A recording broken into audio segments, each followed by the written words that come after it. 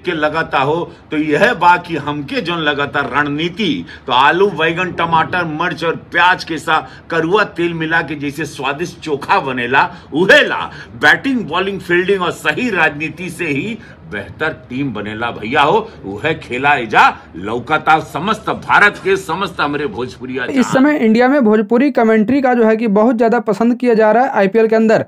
हम आपको बता दें दोस्तों, इस समय आईपीएल में जो है कि भोजपुरी भाषा नंबर 1 पर ट्रेंड कर रहा है। जी हाँ, कहीं ना कहीं दोस्तों लोगों को जो है कि भोजपुरी कमेंट्री काफ़ी ज़्यादा पसंद आ रहा है, क्योंकि भोजपुरी भाषा के साथ आईपीएल देखने का मज़ा ही कुछ अलग लेवल का हो जाता है।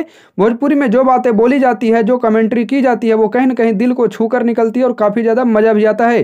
तो दोस्तों सीधे भाषा में बोला जाए तो जो है कि आईपीएल में जो है कि भोजपुरी कमेंट्री का दबदबा बना हुआ है और बहुत ज़्यादा पसंद भी किया जा रहा है।